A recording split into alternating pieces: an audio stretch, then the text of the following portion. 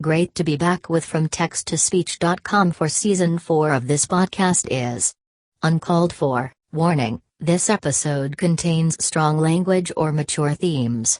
Parental discretion is advised. Hey, how you doing? I'm doing good, man. Alright. Cool. Welcome to this podcast is uncalled for. What's uncalled for about it? Oh, you can't tell anything in this. I'm listening. Oh my god, what are you doing? I worship Cthulhu just for the free beer. Eggs are cheap and so are pancakes. But you didn't even give a chance for a wild card spot! What are we doing with Tier 1? And you're like, what did you just say? Yeah. The exact sound they put on. That is uncalled for, Michael. Well, the name of this podcast is Stuff Uncalled For? This podcast is uncalled for. Podcast, alright. Yeah, that was the most ridiculous ending to that game that I've ever seen. Oh my gosh, I gotta hurry up. Oh my gosh, I gotta hurry up. Oh my gosh, I gotta hurry up. We're looking at each other in the eye. We're not going to say anything derogatory to the other person. And, of course, neither of us is drunk. So I don't hear Pope Francis saying that he's a prophet, seer, and revelator. What planet are these people on? And the Lord, thank you back from. See, this is a disgrace. How'd that happen? And it's got Chick-fil-A. Don't allow you to think. Hey, we're getting somewhere. And now, your host for this podcast, Mike Chernevsky. Fuji!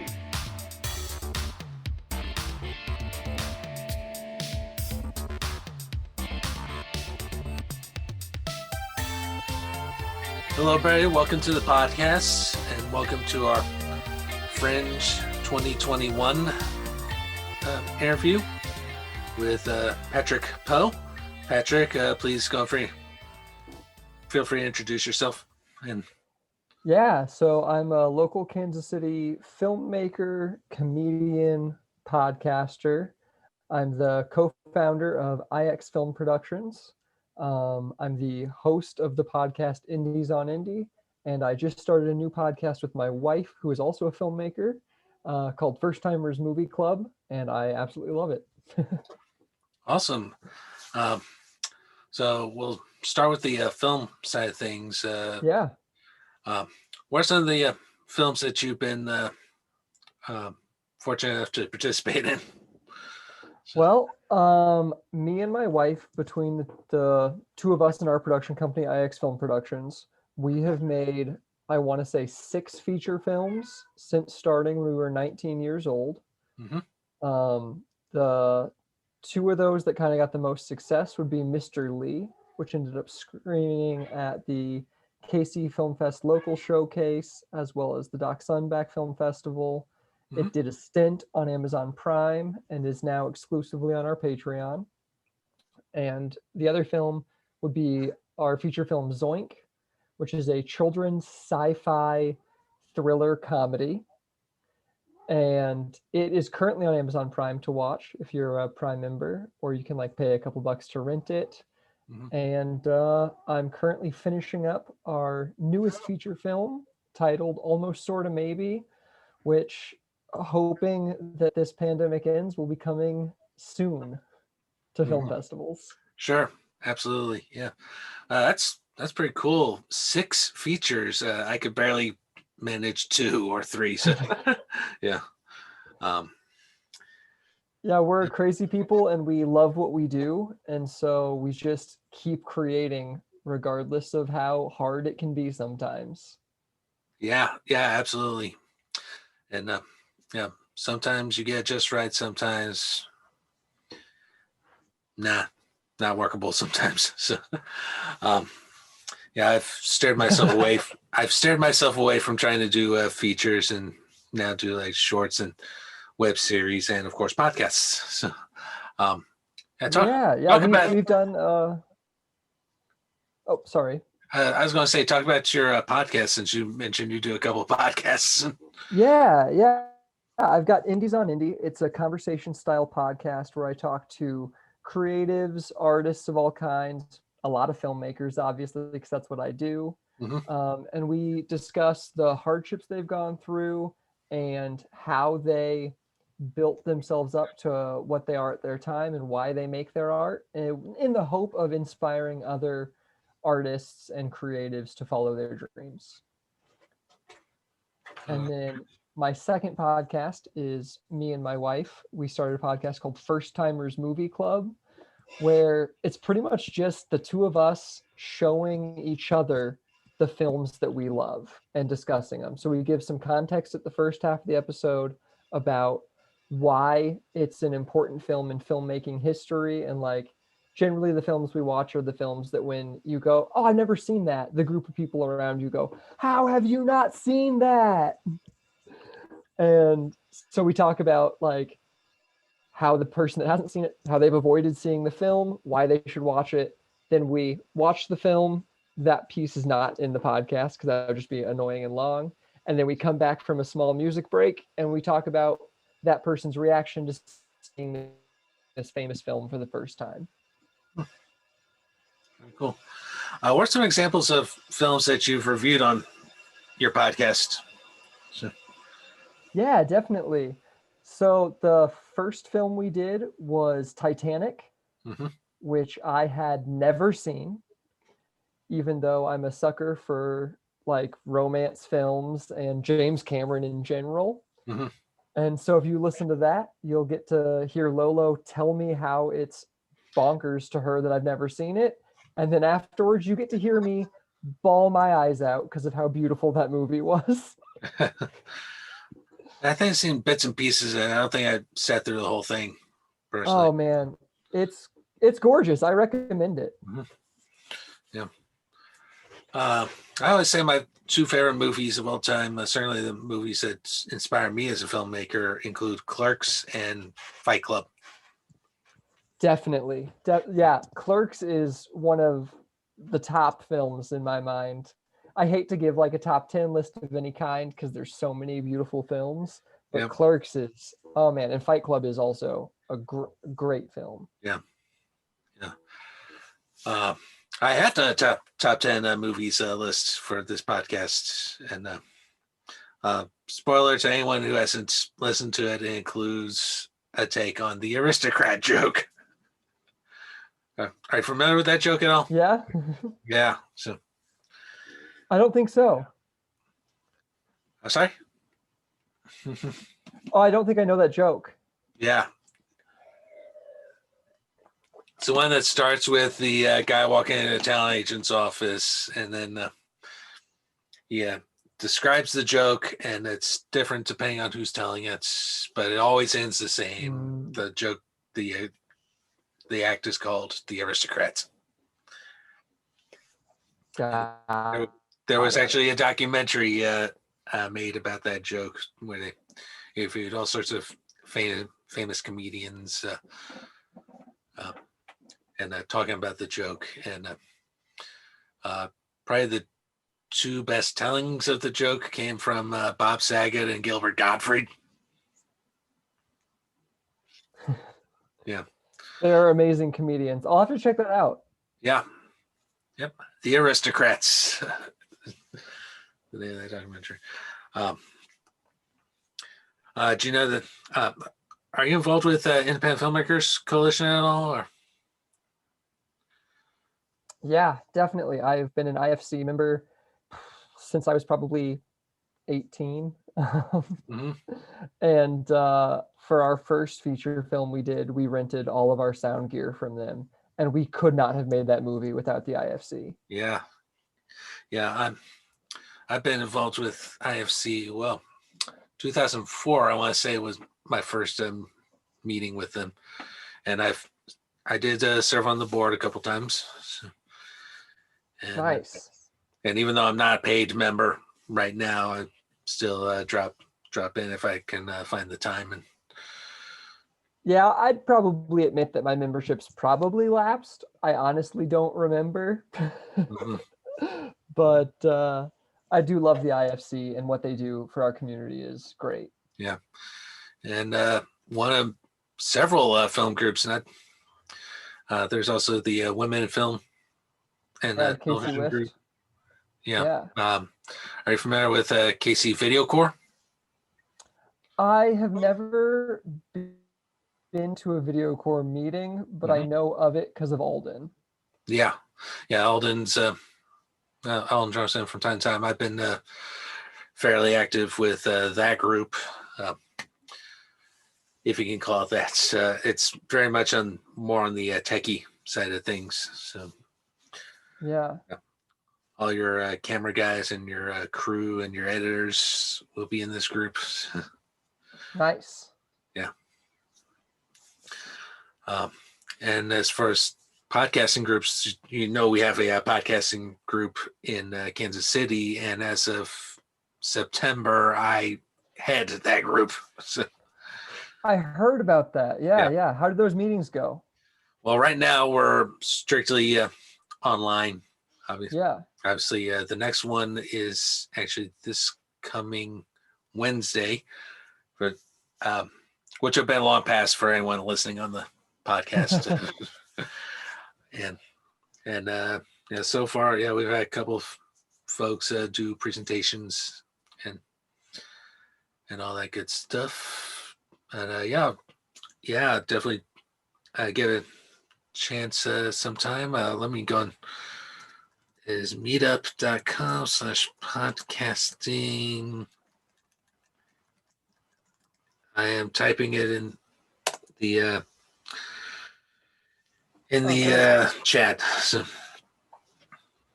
yeah. I will save that for later. Yeah, absolutely.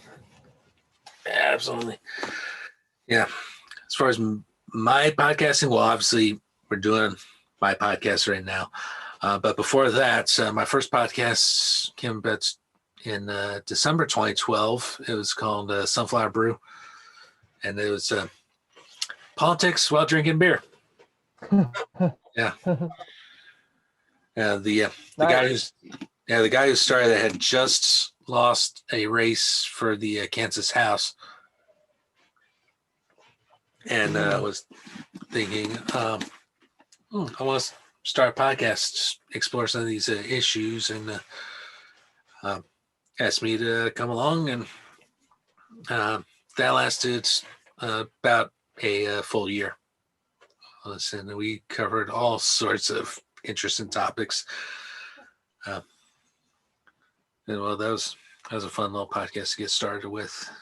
I'm sure.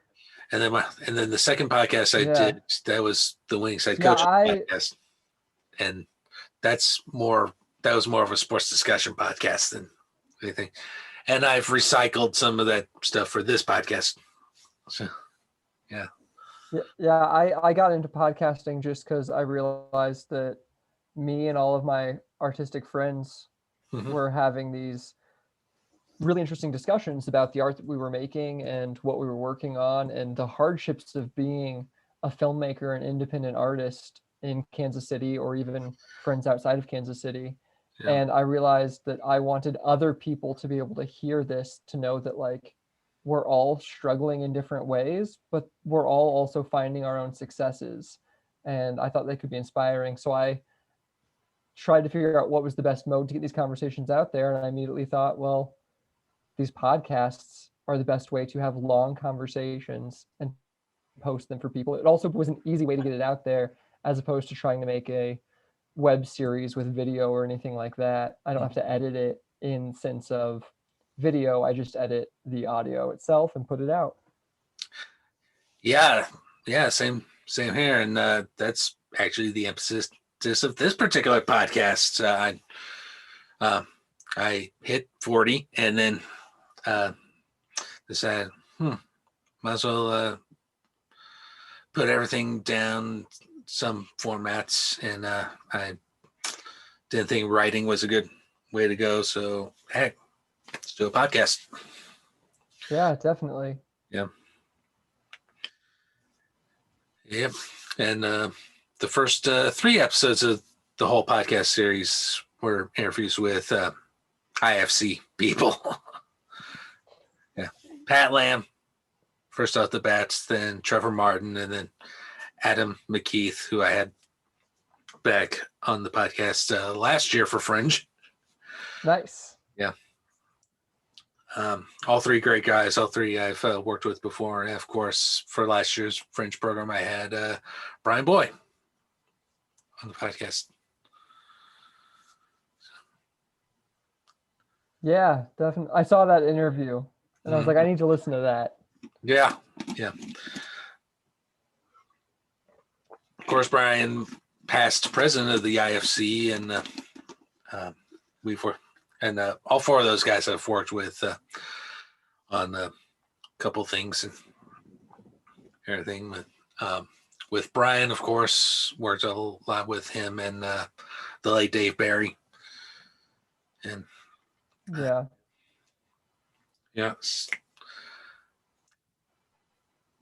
Dave still has. I think he's one of those people looking down from wherever and blessing this podcast, if you will. And I'm getting a little more, getting a little too spiritual here, but that's okay. So yeah, Dave, definitely one of those people I think had a great influence on my work as a filmmaker and everything, and I still miss working with him. I unfortunately never had the pleasure of working with him or meeting him, but I know so many people that I'm close with who his life touched them in such important ways, and he's truly an influence in our scene. I got plenty of Dave Barry stories too, and I guess I'll share a couple of them if that's okay. So when I first met him, he was living. It was called the Sky. He called it the Sky Pad. It was a house that he had designed himself, overlooking the crossroads, up the hill on the west side there, and very nice house. He shot a lot of films there and everything, and then sadly got divorced and spent some time in Cleveland, of all places. Nothing wrong with Cleveland. I think Cleveland's a nice town. I've been there a couple times myself. Most recently in 1999, actually, and went to the Rock and Roll Hall of Fame that day. Followed immediately by going to a football game about 60 miles down the street in Canton. And he told me all sorts of interesting, and saw a couple of films he did in Cleveland. But the last film that he did, and I had the pleasure of helping him with this one, was a really goofy thing he did involving pizza delivery guys and a serial killer of pizza delivery people. And there was a superhero involved, played by Jim Schweers, and it was really goofy and fun to work on. And that was, for the most part, the type of guy Dave was. There were a couple of things he wanted me to do. Is like one involved being drugged to death and having things done with the corpse. I was like, absolutely not. No way in hell that I gonna be doing that. And I saw that particular film and wound up being one of the most disturbing things I ever saw. So I dodged a big bullet with that one. Yeah, I mean, Kansas City definitely has a reputation for putting out some really incredible horror content, which I do not partake in at all, really, because I'm a comedian. So all of the films I make sure they're comedic. I've got a couple of films, like my short film Silent But Deadly, which is a parody of horror film trailers, but I'm not a horror guy. I'm a comedy guy. That's what I'll always be into. Yeah, I'm not a horror guy either. So, but another guy I really enjoy working with from time to time is I've not got him on the podcast yet, but the offer is there. Kendall Sin, ever worked with him? Yes. Yeah, I do know Kendall. Kendall's great. Yeah.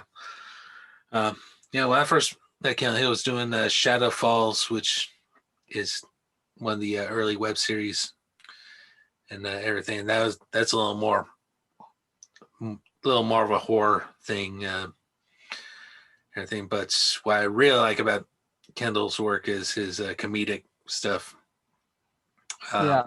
He did that. In fact, I got to see him do a little bit of that Smoke Break series. 150 short really episodes, all of them revolving around people smoking and at work and everything, and a good sampling of the acting talent we have in our town. No, definitely. I know Davis DeRock. Yeah, and, Kendall's a great guy. Yeah. My favorite Kendall film, however, is a little short he did called Mail-In Rebate. I don't know if I've seen that one. Okay. Basically, it's Kendall hanging out at home, waiting to hear back from this company about a mail-in rebate he was supposed to get about something. It involves probably one of the funnier scenes I've ever seen, where he's completely covered in shaving cream. And, shaving cream ninja! Nice. Yeah. Funny stuff. Yeah.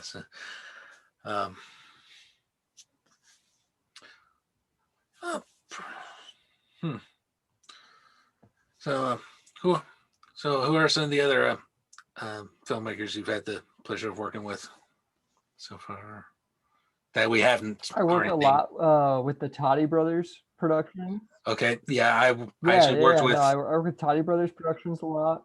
Mm-hmm. I worked with Sam at JUCO. Went back to which film? We were in the student news department together, and he did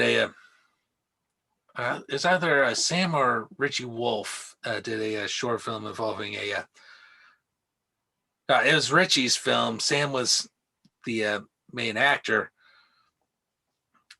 where he was playing a vampire walking into the vampire one Catholic church. Yeah. And there's he's actually going to be drinking the blood of Christ, and then when he finds out, it's wine, and starts storming out of there's that guy, hey you, comes up and stands up, that's me. I would let her rent that chapel for. No, they're. I would let her rent that chapel for my own web series work, and $75 for 2 years. And they're absolutely great guys. Yeah. I also know Chris Toddy. And I work with them a lot, and I help them make their. Yeah. I also know Chris. Yeah, Chris Toddy's cool too. Yeah, Chris, I actually knew through Coda when that was still a bar. I don't know what it's called. I never went to Coda.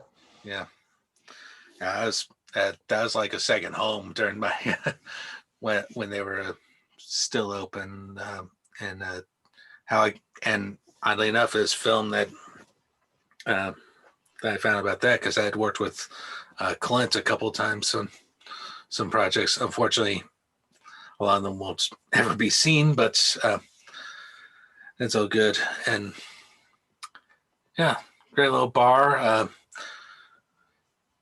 One of the things I really loved about that bar was Tuesday night trivia. Another comedian, Teague Hayes. I don't know. I know Teague. Yeah, Teague hosted the trivia nights. He did sort of a Jeopardy style, having all sorts of categories and two rounds of them, and any questions that were not, use that week he would recycle for future. That's awesome. future, Yeah, I've been doing stand-up comedy in Kansas City for about, I think it'd be 4 years now. Oh, sweet. And a couple of years back, me and my wife produced a comedy special web series, pretty much called Laugh ABC. And we had Teague on our show, and it's each show was 6 comedians doing 15 minutes each, and we filmed them with a 4-camera setup. They're on our YouTube, and it was just a way for us to display some of the amazing stand-up comedy talent that's here in Kansas City.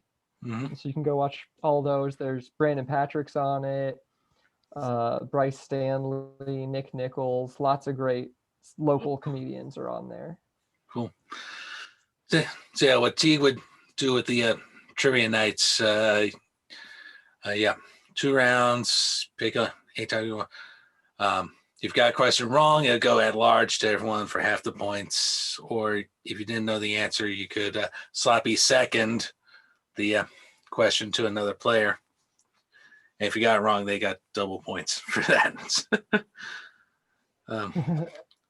That happened to me quite a bit, actually. So sloppy seconds to Mike. Yeah, Mike, you've been sloppy second. Said exactly like that. You've been sloppy second. Of course, the best thing about that, that I'm thinking about it, the best thing about that, if you didn't know an answer and didn't want to sloppy second anyone, we always had the joke answer, Michael Ironside, as our joke answer. But don't know the answer? Michael Ironside. Yeah. Who invented the wheel? Michael Ironside. Yeah. Fun times. Again, too bad it's closed now.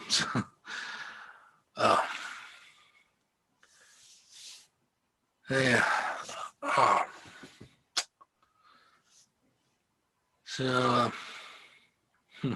feel free to ask questions of me too. Fun things like that at bars, and comedy clubs. Yeah. Yeah, fine. I saw Teague when I was starting this podcast. I had the idea of approaching Teague about doing it. Hasn't happened yet, but Teague, if you're listening or watching, you're more welcome. I would love to have you on the podcast at some point. Yeah, he's a good guy, and lots of good people at that bar. Yeah. Yep. But yeah, like I said, feel free to ask me questions too. So then, definitely keep this going for at least another half hour. Okay. All right. Okay. I was wondering, have we ever met in an IFC meeting before? Do you know? I don't think so. I know we're Facebook friends, but I don't think we've actually met in person. So. Yeah. It's so funny, those people that you can know through like Facebook and like, oh yeah, they're at all the same things I'm at, but I've never actually met them face to face, Yeah. Because there are so many people in this scene that are doing incredible stuff, and I'm like, how have I not met you yet? Right. Yep. Another person I've worked with a lot is Baron Michael Redman. I don't know if you've worked with him in the past. I've heard the name, but I don't think I've ever actually met him. Yeah. I worked with him on his series Captives for a while. I also helped him with, I'm in his short film 7 Minutes, which is up on YouTube. That was a really fun filmmaking experience. I was tied to a chair for the entire process. Oh, wow. And the fun thing about being tied to a chair while acting is at one point I was supposed to like fall kind of dead. And when I went limp, I knocked the whole chair over with me, but I was tied to it. So I couldn't like stand up, or I just had to fall to the ground. And it was definitely painful, I'll say. The sacrifices we'll make for art, though, who cares? Yeah. What's a bruise or two for a fun short film? Mm-hmm. Cool. So are you mostly a actor, or do you do a lot of... I'm a behind the camera guy mostly. Okay. What kind of stuff? Well, I'll do camera work is my forte. I'll also screenwrites and edit. And awesome. I have done some acting, but I don't consider myself an actor. Right. Got it. Definitely. Yeah. Yeah, I do it all because as an indie filmmaker, there's that you kind of have to, need to do. Yeah, exactly. I always joke I would love to quit editing. I'm just it's not my thing. I've done a lot of it, but I would love to not have to edit anymore. If I never had to again, I'd be happy. Come on, editing's fun. Well, it's also a lot of hard work. So.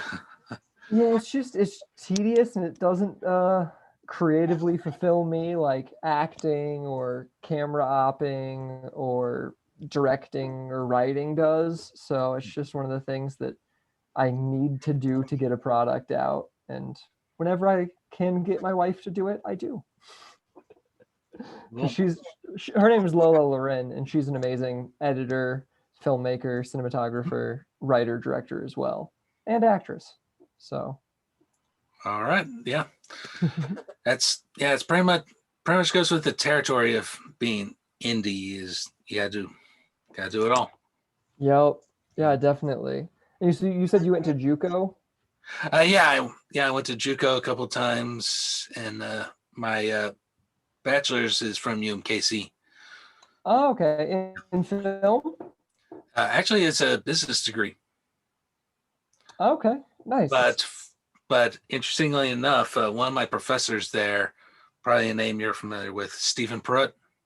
Yeah, I know Stephen. He teaches finance at UMKC. So. He's also a great filmmaker. Yeah. So I've heard. Yeah, he's. The year he showed The Tree at the Kansas City Film Festival, I was screening adaptation of William Shakespeare's Midsummer Night's Dream that me and my wife made. All right, cool. Yeah. Yeah, Pruitt taught finance, at least when I was there, and I did take his class, of course. And what I will always remember about that class is he graded on just 2 tests, the midterm and the final. And in that class, there were just a lot of formulas that you had to write down, and he allowed a cheat sheet, one cheat sheet with all the formulas and everything. It all gets jumbled after a while. So you can imagine I didn't do too well in that class. Got a D.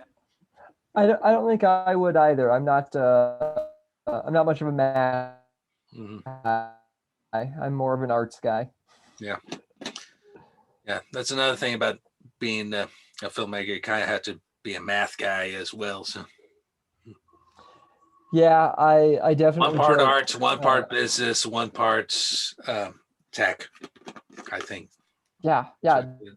We definitely have the difficulty as indie filmmakers of needing to both be the creative and also the promoter of all of our own creative stuff. Like we have to run our own social media department, which is a thing that many people do as a job. We just have to do to get by, which is just crazy to me.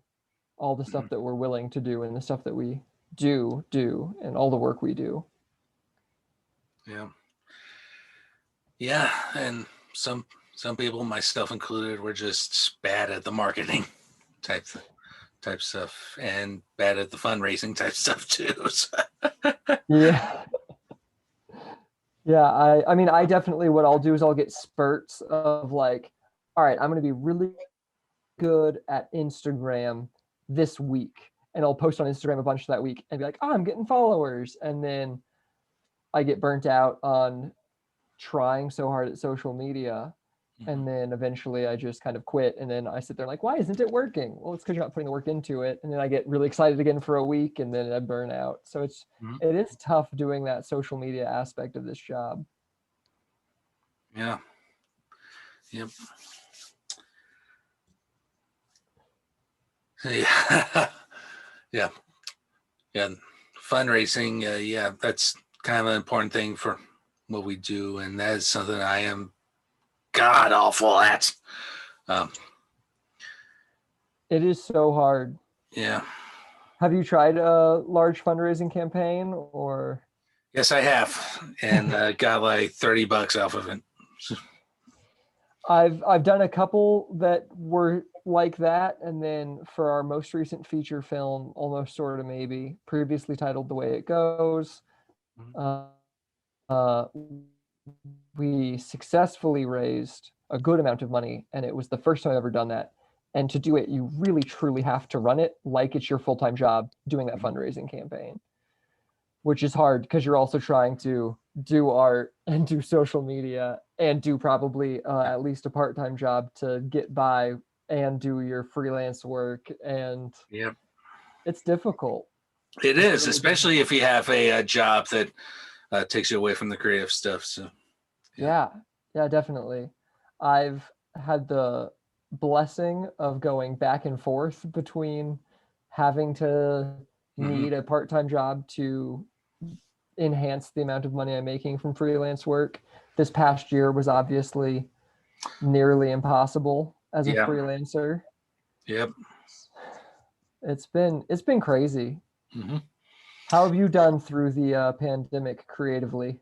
Well, aside from doing the podcasts, and I think I did do a short video about what I've been doing in the pandemic. I've been doing DoorDash as a minor result of doing the podcast.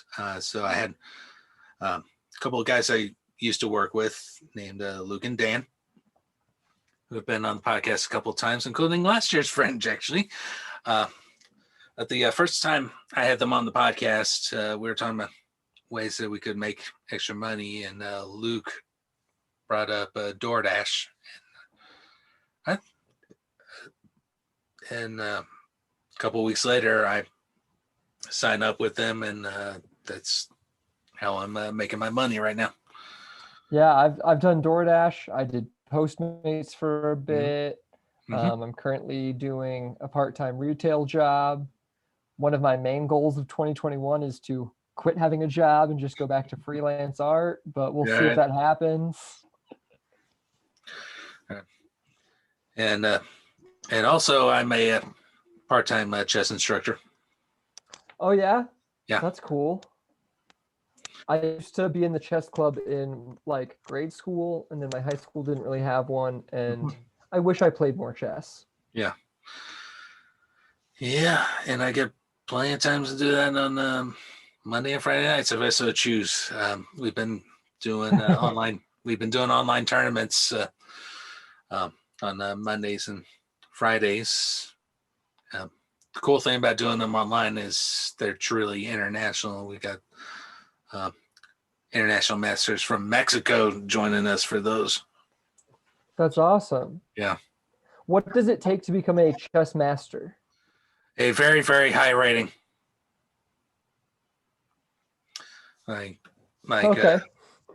I'm going to look this up because I'm not 100% sure what the rating is for, say, a grandmaster, which is, of course, the highest possible ranking in chess. There. So I'm looking that up. I'll do that. What's this? Current regulations. 2,500 you need to be for a grandmaster. So what's that rating? Where does that number come from? I'm not 100% sure. Okay. All I know is my current rating is way below 2,500.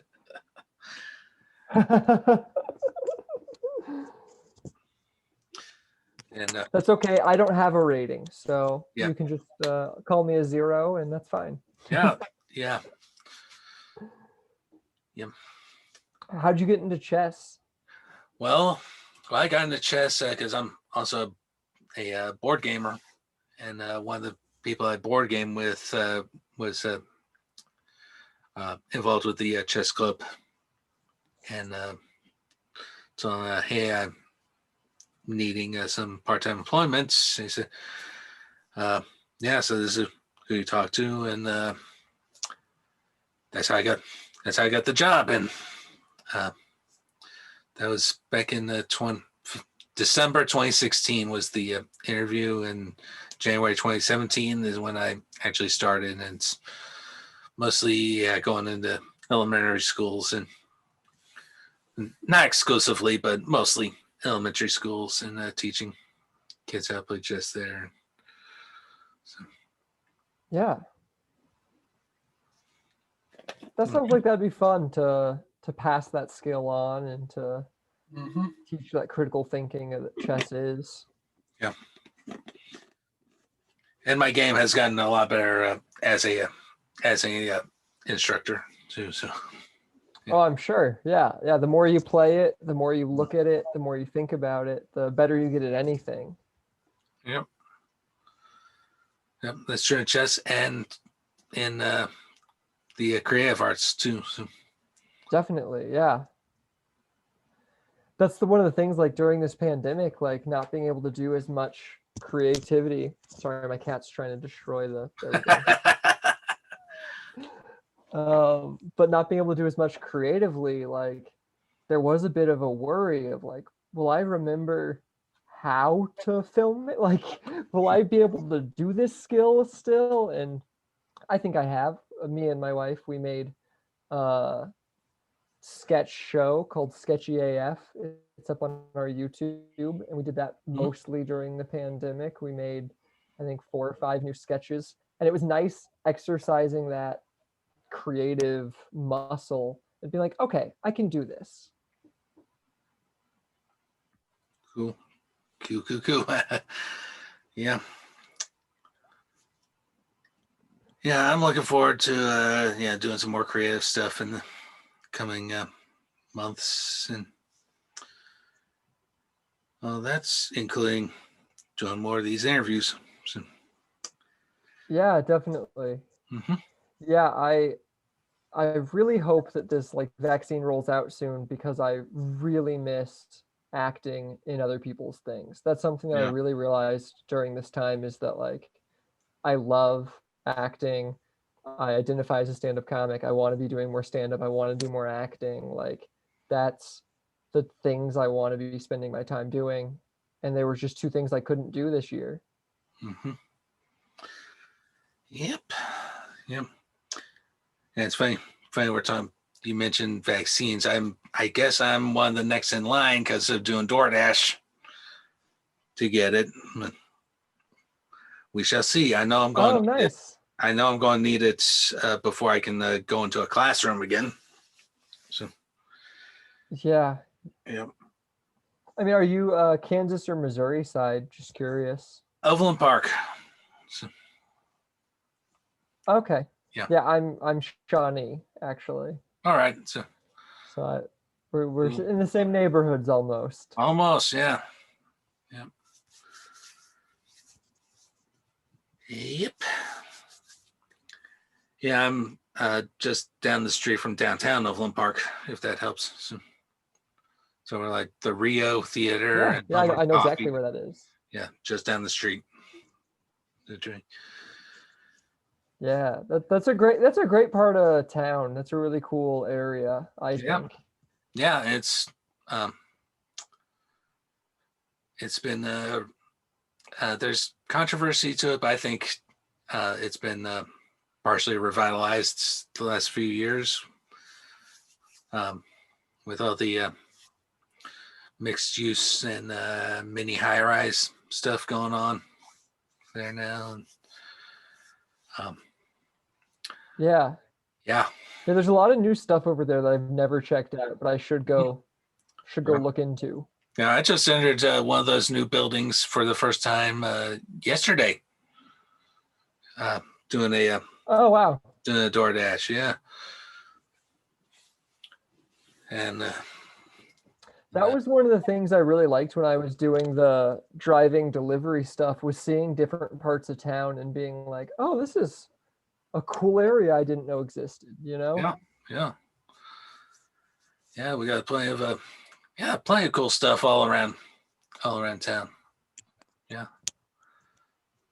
Yeah, I don't know. Do you do what I do? And that's whenever you're like driving around, you're kind of always in the back of your head thinking of like spots you could film. You're like, oh, that looks really cool for this thing I'm thinking about. Or Sometimes, yeah. I think what could work with this film idea that I have going on and anything, and where could I find all sorts of cool stuff. For example, the photo that I kind of use as my promo stuff for the podcast, downtown Liberty is where I took that photo. Nice. There's an actual statue of Mark Twain right across from right across from City Hall, there in the police station. In the corner of a parking lot is where you'll find that. And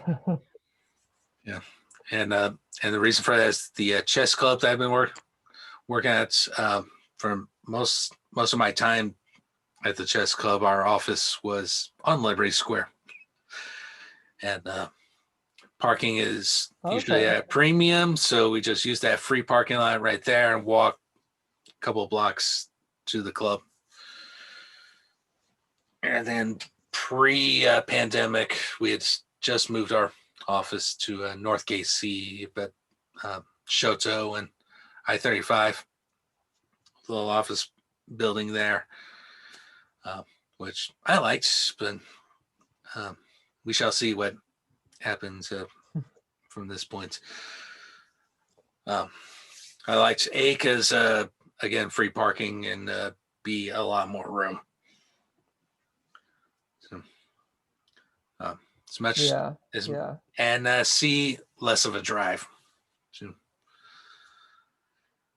yep. and the chess club, that's our clubs are all over the metro, really, and I've had clubs as far east as Blue Springs, as far north as Platte City. Driving is just works well, yes, especially since I'm still paying that car off. Yeah.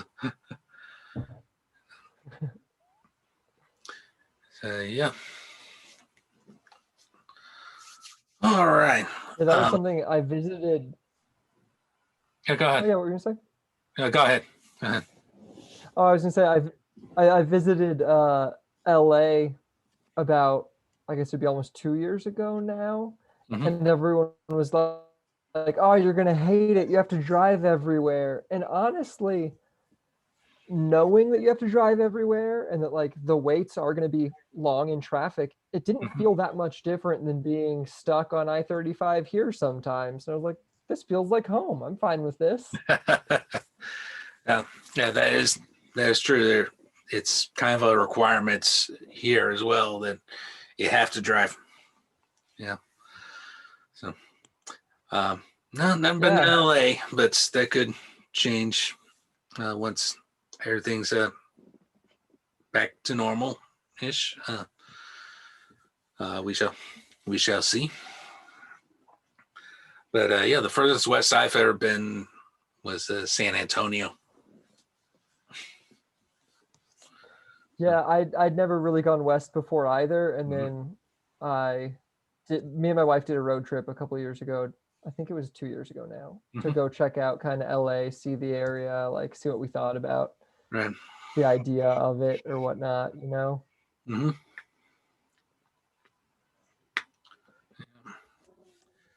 All right.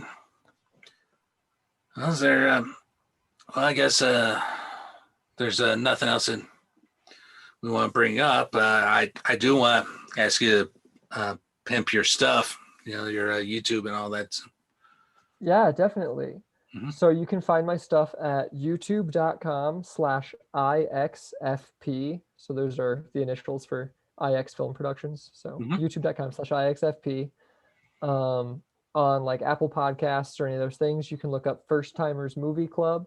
That's the podcast with me and my wife. We're going to start having guests as soon as it's really safe to have guests on to show us movies that neither of us had seen before, or Mhm. maybe like we just had our first guest because she's a member of our pod and one of our filmmaking compatriots. Is that the right word?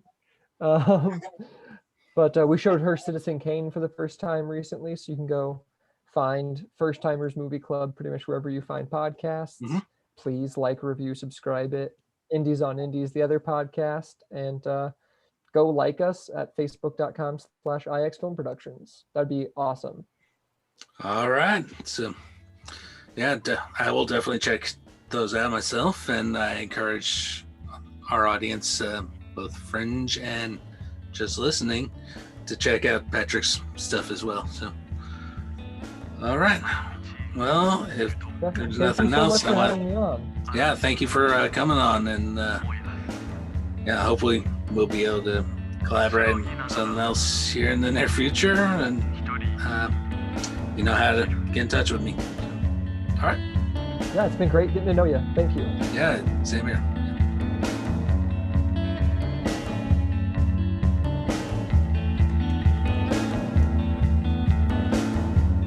These are all the things I want. Soft Pacific echoes. I'll go searching in the evening for that calm, for that home. The Yamanote don't end. Bide your time for another one. A typhoon hung over the station. Then when it come, no one left. This podcast is Uncalled For is hosted, produced and edited by Mike Chernevsky. Opening music is Fantasia Fantasia by Kevin MacLeod at incompetech.com, licensed under Creative Commons by Attribution 4.0 license. Outro music for every episode of the 2021 Kansas City Fringe Festival program is Hibiki Gaki Koeiru Pacific Echoes by Pierce Murphy, licensed under a Creative Commons Attribution license. Please like, share, and subscribe to the podcast through your favorite podcasting platform. Like our Facebook page at facebook.com/uncalledforpodcast, and check out our blog with show notes at uncalledfor.home.blog. Thank you so much for listening. We will see you next time. Try as it may do, it doesn't get to